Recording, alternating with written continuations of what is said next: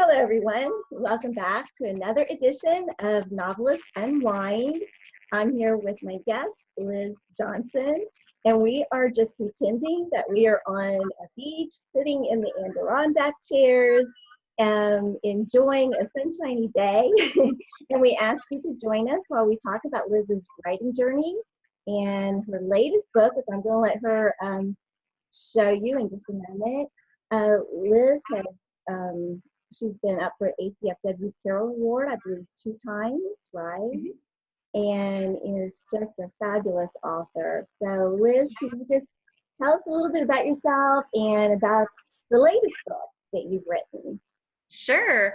Well, I adore Prince Edward Island. That is my very favorite place on earth. And I have been 4 times to the island. Wow. And on my second trip there, I had this story idea.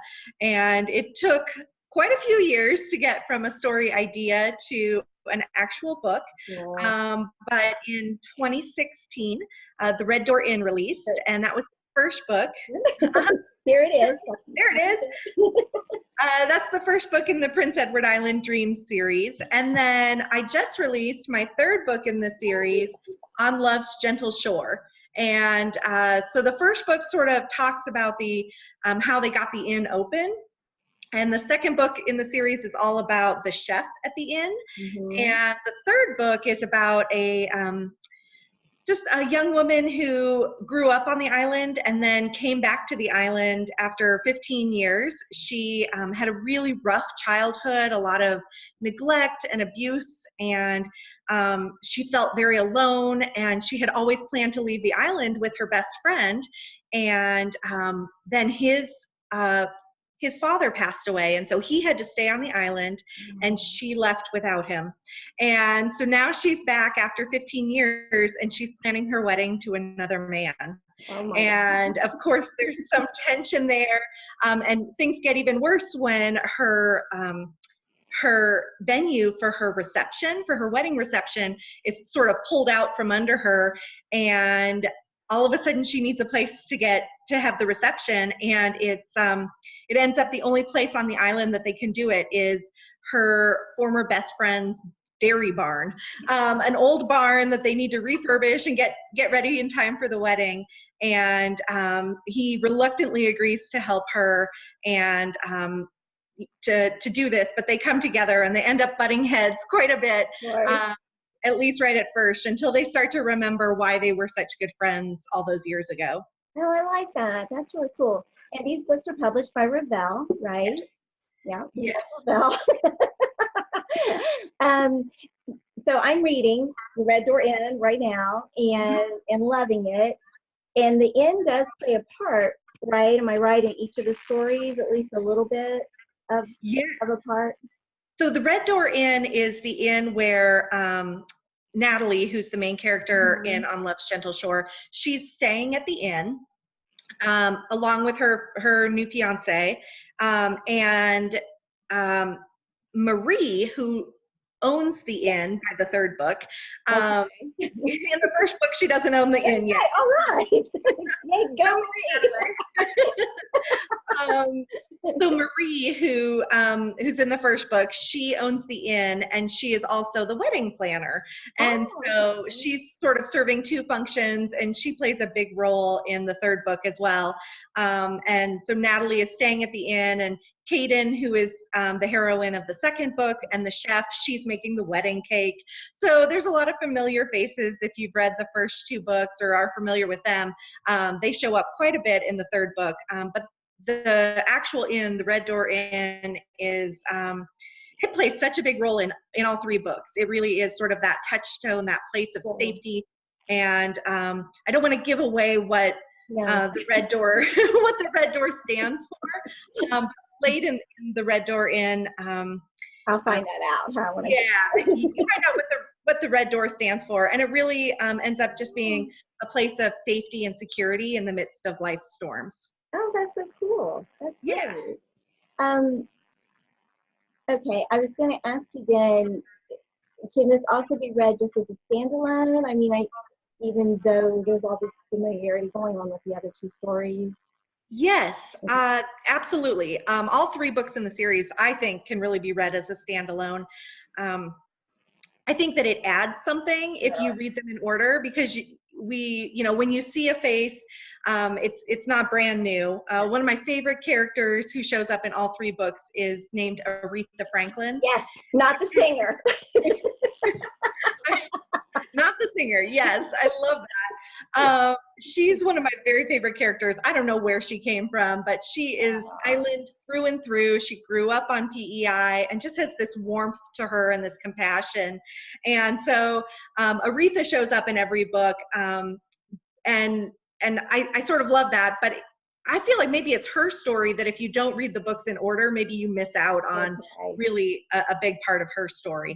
But really the books can be read in any order. And I've had readers say that they picked up the third one and then immediately went back to find the other two and read the second one and then the first one. And so in reverse order. Fun. Yeah. So now this one has already been released then. It's already out on the shelves. Yes, it came out July 4th. So I shared a birthday with America. But I also almost shared a birthday with Canada. Canada's birthday is July 1st. Oh, wow. And they were celebrating their 150th birthday. Yeah. So that was a lot of fun to get to celebrate with my Canadian readers and Canadian friends. Oh, that is so cool. Well, my sister and I went to Prince Edward Island last October. It was the first time I'd been there, but of course, I love Anne of Green Gables, like we all do, and it was just so fun to just go and experience that island life, which is it really is like just going to a different place. Yes. Yeah, I would love to live there. Me too. I just heard from a reader who retired to PEI, and I thought, I wonder if I should do that. Maybe I can figure out a way to do that, because it's just so relaxing. It's so peaceful. It is. We stayed in a place called Mermaid Cottage on the West Shore. Okay. And so we went up to the West Point. We went to the Bottom Museum. I don't know if you're familiar with that. And of course, we went at just like the week after tourist season, so some of the things were closed. So we didn't get to go to the Potato Museum. But reading this, and it talks about the potatoes, and it's kind of fun because I feel kind of like an insider because I kind of know that. Yes. So that's really, really cool. And you set it in a real place. North Rustico is a real place up near Cavendish, up where Lucy Maud Montgomery lives and heard her stories. Yeah, North Rustico is, it's so tiny. It's like really little itty bitty. But on our second trip to the island, we sort of asked around, like, what should we see? Where should we go? And somebody suggested going to North Rustico to see the boardwalk, and we thought, oh, okay, all right, I guess. So we ended up driving up there, and we parked and walked to this boardwalk, which is like all of 2 kilometers. I mean, it's really short, but it's historic, and there's plaques, and it talks about the history of North Rustico. And there's a little gazebo, and you walk along this boardwalk, and it's sort of like walking back in time. Like, you sort of forget what era you live in and where you live, and it's so peaceful. And off to one side, you've got this bay, this harbor that is just gorgeous. And you see the mussel farm fields. Oh, I remember, driving past those. Yeah. So they're buoys out in the water, and there's space, and we would see the boats coming back and forth along the mussel fields, and just collecting the mussels, because lobster and mussel are both huge industries on PEI. So we just walked along this boardwalk, and all of a sudden I looked up and I saw this giant blue house, and they're all private residences along that strip. But I just thought, oh man, that house, that could be a bed and breakfast. And then I found out that North Rustico doesn't actually have a bed and breakfast. They have some cabins you can rent, and they have, a few places to stay, but really it's missing out on that quintessential PEI bed and breakfast kind of feel. And I just thought that house, if whoever lives there would share it, it'd be great. Everybody would go to visit. So I actually turned that into the Red Door Inn. Absolutely. That's what's so fun about being a novelist, is you just get to do all these cool things. Yes. Yes. Oh, that's so cool. One of the other things, I told you before we went on air, I realized we had a couple things in common. So not just PEI and loving that, but also I saw on your website that you have a short story published in the Guidepost Cup of Christmas Cheer. Yes, and you did too. Yeah, in either the first or second book. I always forget now which one was actually in. I can't remember which one I was either. And then yours was the following year, and one of the third, fourth. So that was really cool to see that. So if you're watching and you can get hold of the Guidepost anthology, they don't do those anymore. But for a couple of years, they put out 2 tiny little books full of short stories about Christmas, and so Liz has a story in those, and I do too. So that was one of the most fun projects that I've worked on. I love writing my novels, but there's something really, really fun about cramming a whole story into 7,000 words, and how do you make it interesting and fulfilling for the reader and really meaningful at the same time. Exactly. And it was my first, it's actually the only short story I've ever written. So I was really pleased, that it got chosen because of that. And then I used it, just getting off on a little bit of sidetrack here, I actually used that story in my second Misty Willows book, sort of just kind of just a tiny bit, the heroine of it had done a film documentary kind of thing, and it had it be that, based kind of on that story. So that's so cool. Kind of cool to pull it in, That's great. You've also written for Love Inspired. Now, do you still write for Love Inspired, or are you now?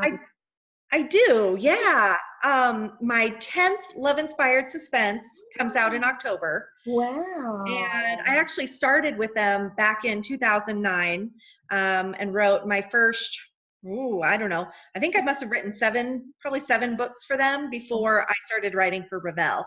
Oh, cool. And I just always knew that I had stories that wouldn't quite fit with Love Inspired, that might push some boundaries or things like that. Yeah. But I have really loved writing for Love Inspired Suspense, and I never thought of myself as a suspense writer. I enjoy reading it, but I never thought that's the direction I would go. Mm-hmm. But I loved it. I ended up really just falling in love with kind of the just the rhythm of it, and I knew it really sort of helped develop my plotting abilities, I think, to be able to say, okay, I know that I have to pay attention to where I'm dropping my red herrings. I have to pay attention to what my bad guy is doing, even though my hero and heroine don't know who he is yet. I have to think about what he's doing right now, so that just, I think, helped me develop my plotting skills. And I ended up, Love Inspired has just really strict guidelines about things like that.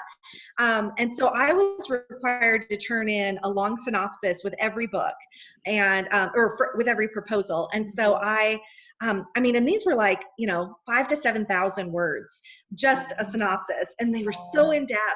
And at first I hated it because I had always been a seat of the pants writer, and I was always I don't know. And somehow those were so incredibly helpful to, they made writing the book so much easier. I just followed along, and I used it as an outline, and I said, now I'm going to do this, and now I'm going to do this. And I've heard a lot of writers talk about, but it's so hard to, I can't fence myself in like that. But I've really found that it just gave me a framework, and then my fence could, if I needed to move it, I could. And I did. I often did. But it sort of gave me I know where I'm starting, I know what my middle is going to look like, and I know what my end is going to look like, and where I'm trying to go. And so I found that to be incredibly helpful. And now, even when I turn in new book proposals for not suspense, I spend a lot of time plotting ahead of time. Oh, do you really? Yeah, and I put together that long synopsis that's 4,000 to 5,000 words, and I found those to be really helpful. Yeah, I think it's either you do a lot of work up front, or you do a lot of work on on the back end. Yeah. and I'm kind of more like the back end sort of too, but I'm writing, I've also written a series for Ravel, and now I'm Yes. writing mysteries, cozy mysteries for another publisher, but Mhm. they require a chapter summary. Oh, And, sure. and it's like, okay, I'm not a plotter, but so I've written one for them, and like you, I found having that Mhm. made writing the book go by so much faster. I mean, because you Yes. knew what was going to happen, and I think it really helped. I mean, they wanted to know that you knew, again, like you said, the red herrings, the clues, the foster Yes. people, the Yeah. suspects and all. So I think, and I realized too that that didn't mean that there still weren't surprises, because that's my favorite part of writing is when the characters do things that surprise you. Yes. And I was surprised that even writing to that structure, Yes. the characters still did things I wasn't Yes. expecting. Yes. That's fun. I love that part of writing as well. Like when the characters do something unexpected. And you're going, what? Yes. Yes. I will in the second Prince Edward Island book, I was writing along, and always I thought that book was about Caden, who's the chef. Right. I mean, I knew that it was her story, but I thought I I had to give her a love interest, and so I knew Adam was going to come in and he was going to do his thing, and he had a story, and then all of a sudden I was writing along one day, and he's waking up from a bad dream, and he sort of swings his arm over his nightstand, and he's looking for a bottle, and I was like, what? He was like, where did this come from? And sure enough, he's like, well, I used to be an alcoholic, right? And I'm still a recovering alcoholic, and I go to AA, and I was like, no, I didn't know this. And then it ended up being like it all fit together so well, because his whole story is about making amends for some mistakes he thinks he's made that he can't ever forgive himself for. And a big part of the steps in AA are making amends for what you can.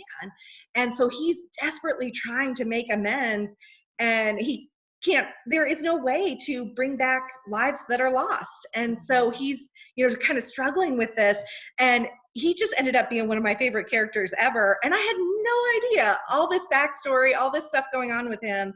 And I had a long outline for him. I knew what was for that book. I knew what was going to happen, and yet he totally surprised me as a character, and it was so much fun to write. I love that. Yeah, that's just so cool when those kinds of things happen. Yes. You just blown away. Oh, Yes. that's neat. Let's talk a little bit about you having a day job. I mean, you're writing all these books, but you have a day job. I do have a day job. I work full-time, 40 plus hours every week. Wow. I am the director of marketing, and my job has actually just changed a little bit. I'm now the director of marketing and content creation for a Christian radio network out of Tucson, Arizona. Wow. So we have stations not all across the country, but we have 42 signals. I think we're in 11 states. And so by day I get to work on radio stuff, which is really fun and different. And I've never been in radio before, so I've been here in my current job a little over a year, and it's been fun. I like having a day job. Before I worked in radio, I worked in Christian publishing for 10 years, and I loved that. I did a lot with nonfiction, and so I loved that my day job was sort of nonfiction-y, and then I would get home at night and I would write fiction. Yeah, I understand that. Like if I'm editing, I much for someone else. I like to edit nonfiction, not fiction. Yeah. Sometimes it gets a little too close, and it's like, wait, where are my lines? And and you don't want to mess with someone else's voice and get your voice mixed up with their voice. So it's just like easier to have that be nonfiction. And exactly. There you go. Yeah. You and I met at ACFW last year, not this last year in Nashville, when it was in Nashville. And I think at that time you were just planning to move. I had just moved. Just moved. Okay. Yes, I had been gone from Nashville for about a month, and then I went back. And then you went back for the conference. Yeah. Yeah. Yeah, and I think we both had books just releasing about that same time too. It seems I like. think we did. Yeah. Yeah, I think our release schedules have been pretty close. They have been pretty, yeah. All right. And I also, another thing that we kind of have in common, I never worked at Disney, but I raised my family near Orlando, and so Disney was a big life. And my daughter worked at Disney. I have a son-in-law who has worked at Disney. So you said on your website that you worked there, and it was the hardest job you ever loved. I think that's how you phrased it, but you didn't know what the job was. Oh. And I wonder what she did.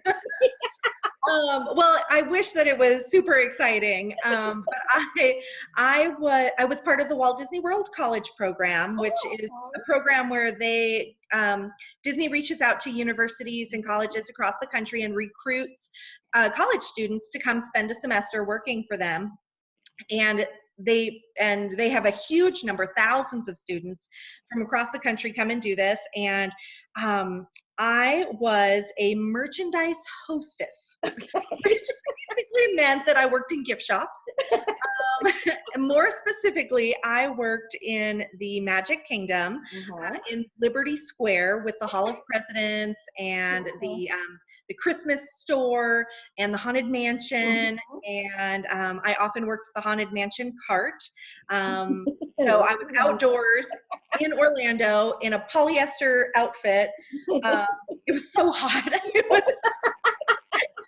I'm from Arizona, and it was ridiculous. It was just so bad. The humidity was terrible, but it was, I mean, you're on your feet for 8 hours a day, plus, you know, it's you're walking, you're moving, you have to smile every day. Yes. And really, when they're training you, they really ingrain in you just this responsibility, this personal responsibility to make the day of every guest who comes.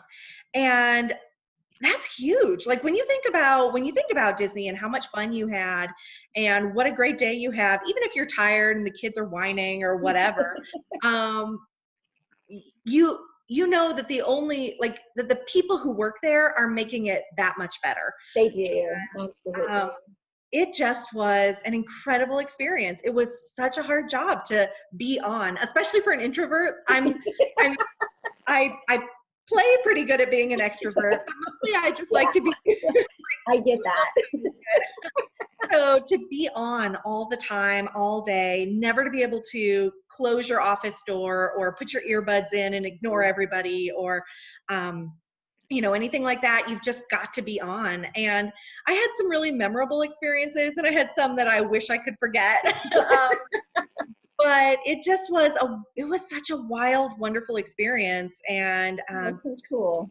great opportunity just to sort of see the behind the scenes. And I think it really taught me a lot about, really just about kind of being sort of taking charge of your own life and being the heroine of your own life and saying, I'm not going to let things happen to me. I'm going to make choices, and I'm going to move forward, and I'm going to make decisions and take action so that, you know, I want to be within the will of God. I want to be, you know, walking with Him, but I also know that, you know, he's not expecting me to be passive. He wants me to be, you know, active and to experience and try new things. And so that was just a really huge time for me.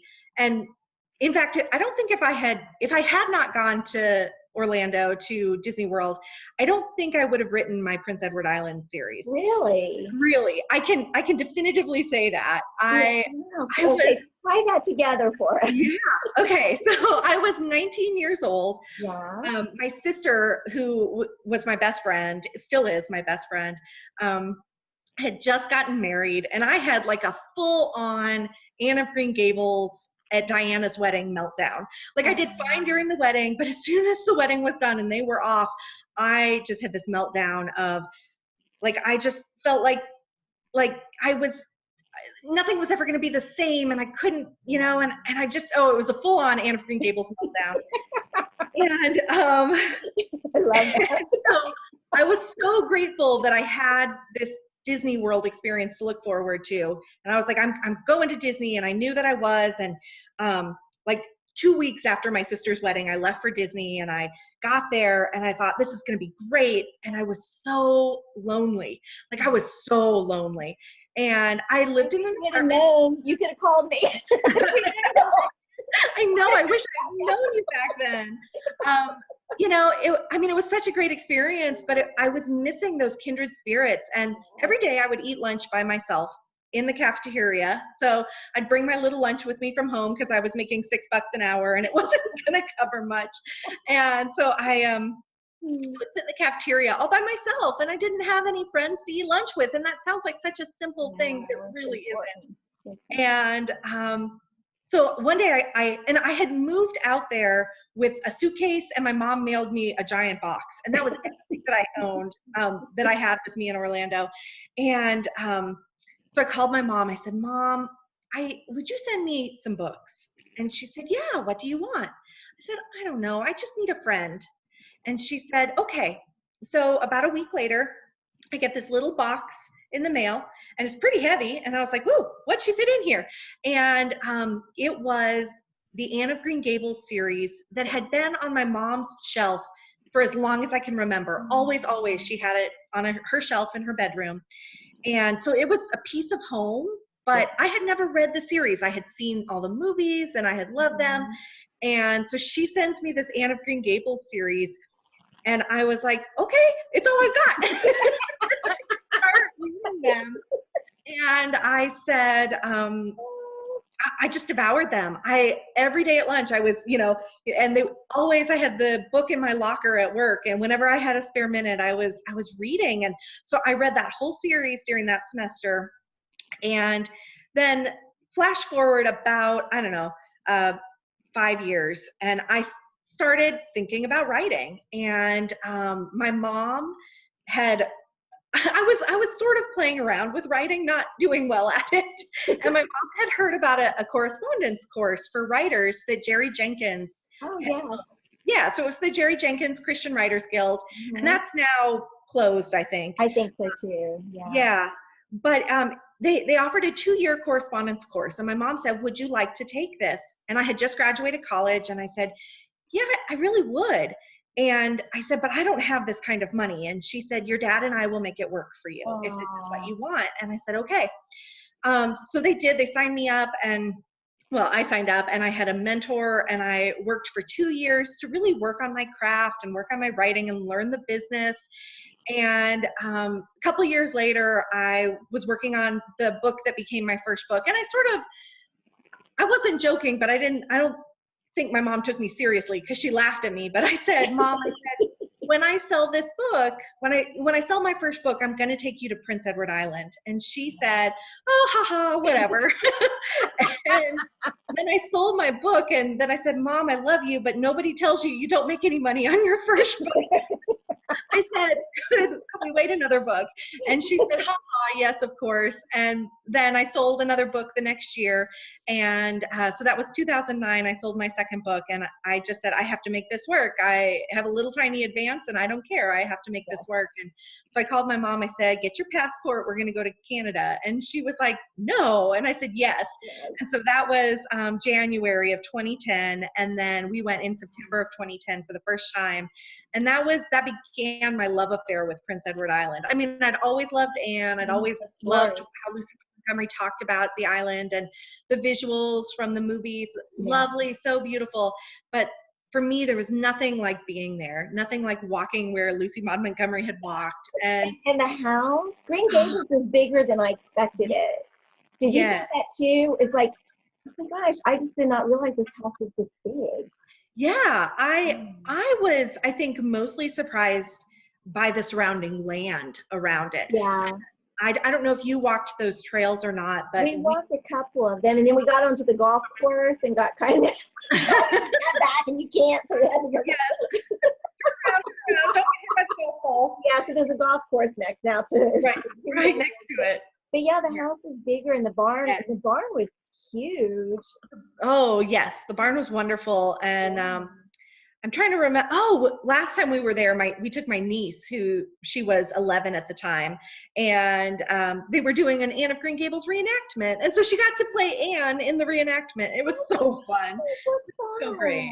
Yeah, Oh, yeah. what a great memory, a great time. Oh. So it was a long road from Disney, from Orlando to PI, but I mean, it took a long time. God had a lot of work to do, apparently. Oh. So, But I think those stories do, though. I mean, they just sort of live in you for quite a while, and then they start. And I know we're kind of going a little bit long, but I do want to ask you, because you talked about the experiences and all these kinds of things. Which of the three heroines in this series do you think is most like you, or that you put most of yourself into? Yeah, definitely Kaden from the second book. I have a pretty firm rule that I don't put people that I know into my characters. Certainly there are aspects of them, and there are situations and scenarios that I pull from real life, but I really never want somebody to read my book and go, "Oh, that's me," or "Oh, and why don't you like me?" You know, that's not good. But I was shocked when I wrote Kaden to realize how very much she is me and I am her. Cool. We have much in common. We have a lot not in common. I can't cook worth a lick. Do you bake? No. I don't either. I'm a terrible, terrible cook. I'm awful at it. But I think she deals with things that a lot of women my age and women any age probably deal with, just as far as insecurities, as far as struggling to feel worthy and struggling to feel that what you have to offer the world and to offer your friends and your family is enough. And that, I think we're told, and especially my generation kind of told, you have to do it all and be it all, and you have to have everything. And she sort of lives with these memories of a childhood where she was loved, but never really felt like she was good enough, that she didn't quite measure up. And I think that there's a line in the book, if memory serves, I'm probably going to butcher it, but it's something about that she she felt like the measuring stick, the meter stick, because of course she's Canadian, stick that that was used to measure her, that she was just, it wasn't the right size. She was never going to fit into it. And I feel like I never felt like that as a child. My family's wonderful, and I always felt very, very loved. But as an adult, I have found myself struggling with these things and really battling through emotional and spiritual, just moments of doubting myself and my own worth. And so I think that Kaden is more like me. She has more insecurities than any of my other characters, and they're all in the same areas as mine. And I'm like, surprise, surprise. And she, but the great thing is that everyone who has read that book loves Kaden and talks about how much they relate to her and how much they love her. And especially my mom and my sister who read that, and they were just like, she's so real. She's so, and I was like, I'm glad you like her, because that's me. Oh, it's good that you like her, because she's basically me. But she's such a wonderful character. I enjoyed writing her so much. And like I said, we're not identical, but we do have another similarity. We both don't like lobster. And which is a problem for her being a chef on the island. Yeah, I don't like lobster either. I'm sure it's wonderful for some people, but my experience with live lobster has been much better than my experience with eating lobster. So anyway. Oh, that's funny. Yeah. That's so cool. Well, again, the first book in the series is the Prince Edward Island Dreams series. Yes. The first book is The Red Door Inn. Yes. Wonderful book. I'm about third of the way through, I think, and I'm really engrossed in Marie and what's going on. I'm at a 10th point right now. I'm fast. Oh, good. And then the second book's about Kaden. Yes, and that book is called, Where Two Hearts Meet. Where Two Hearts Meet. And then the third one that just released this past July. Yeah. There we go. Love's Gentle Shore. I want to make sure I get it right. On Love's Gentle Shore. Uh-huh. And is this wrapping up the series, or will there be more? Yeah, this wraps up the series. I'm so sad to say goodbye to this series. It's been I know how that is. Yeah. Yes. I'm pretty down to work on a new series, and I'm every time I sit down at my computer, I'm like, why am I not going back to Prince Edward Island? I don't understand. You should be going, right? Yeah. Yes. So it's been a little bit of a challenge to figure that out, but I'm really happy with how this series wrapped up. That's beautiful. And, my editor was wonderful and really encouraged me to add an epilogue to the end. And I'm so glad that she did, because I thought, oh, I've wrapped it up. And she's like, I'm gonna need some more. And I was like, okay. Oh, that's really cool. I can't wait to read the whole series. And again, I know we're getting a little bit long, but I just got asked, the covers are so beautiful. Yes. Can you tell us anything about how the covers were created? Or? Oh my gosh. Okay, so I have so many wild stories about the cover. Okay. I will tell you the one. Oh, okay. Let's be the best two. So the best two are that the bottom picture on the Red Door Inn, yeah. The little house in the lighthouse, that is actually a house on Prince Edward Island in Charlottetown, the capital. I have walked by that house a dozen times. It is the most beautiful. I have 100 pictures of it that I took long before. And so when they sent me that cover and said, here's the cover, I just swooned. I was so in love. I was so happy. But the very best story about that cover is that I held a giveaway on my Facebook page for the new book on Love's Gentle Shore. And I got a response from a woman who, I got 125 responses, and I was like, oh, great, pick my random winner, picked my person, and she said, I'm so excited, especially since my daughter is on the first book. And I thought, her daughter is on the first book. And I said, wait, is your daughter the cover model on the Red Door Inn? And she said, yes. And I said, what? Oh. This story about how her daughter does some part-time modeling. She's a college student, and she does some modeling.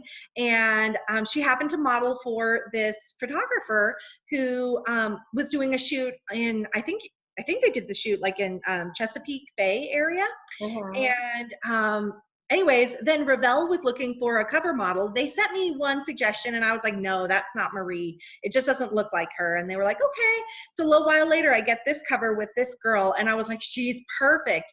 Well, it turns out her name is Haley, and she is just a wonderful, lovely young woman. And then all of her aunts and family and relatives started commenting on my Facebook page to tell me how much they love Haley and what a wonderful young woman she is. And it just was, and then she took a picture holding the book, so she's holding herself. And anyway, it was such a sweet moment, and it was such a God thing.